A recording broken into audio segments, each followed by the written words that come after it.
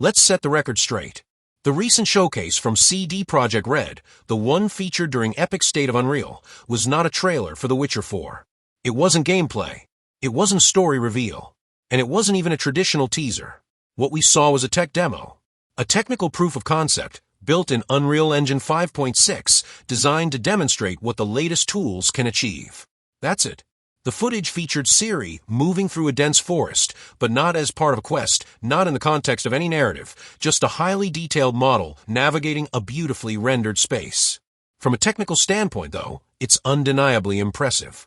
The demo leverages features like Nanite, which allows for dense, high-resolution geometry without sacrificing performance, meaning those trees, rocks, and ruins are rendered in stunning detail.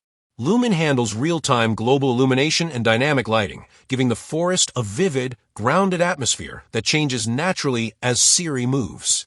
The foliage reacts to her presence, cloth physics behave realistically, and facial animations are subtle but lifelike. Most impressively, all of it runs at a smooth 60 frames per second on a base PlayStation 5, showing that this kind of visual fidelity isn't just for ultra-high-end PCs.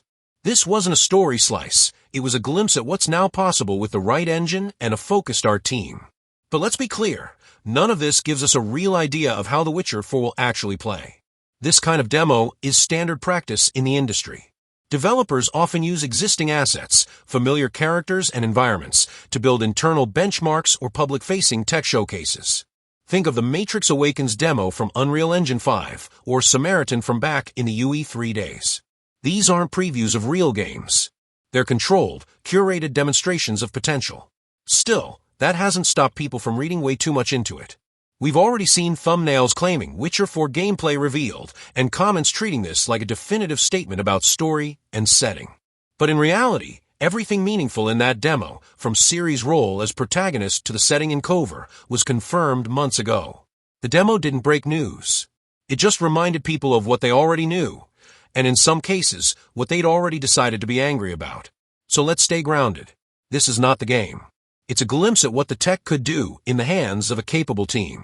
It's a strong visual direction, yes, but it's still very much a work in progress. It's potential, not product.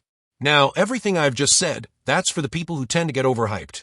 The ones who treat a tech demo like a full-blown trailer, build up a fantasy version of the game in their heads, and then feel betrayed when the final product doesn't live up to what they imagined. But this next part, this is for a different crowd entirely. Yes, we're going there. I'm talking about the people who immediately cried wokeness the moment Ciri was confirmed as the main character. The ones who saw a female lead, a character who's been part of The Witcher since the very beginning, and jumped to the conclusion that the franchise had gone political. That Projekt Red had sold out. That the game was already ruined. Let's be clear, if your first instinct is outrage, and that outrage is based entirely on the fact that the protagonist isn't Geralt and happens to be a woman, that's not a lore concern. That's not a storytelling issue. That's just knee-jerk culture war nonsense. That's lazy, bad faith criticism dressed up like fandom. And just so no one gets it twisted, I'm not here to blindly defend everything under the sun as representation or progress. That's not the point. I've seen Dragon Age, The Veilguard. That one scene, yeah, if you know, you know. It felt more like a Tumblr post than character writing. And Concord, that reveal was a disaster. A bland art style, zero atmosphere, and dialogue that felt like it was written by a focus group. If you felt burned by those, I get it. But The Witcher? That's not what's happening here. Ciri isn't a new character being forced in for the sake of marketing optics. She's been a core part of the narrative since the books. Since the very first game. Her arc has already been set up. Her role as Geralt's successor isn't forced, it's earned.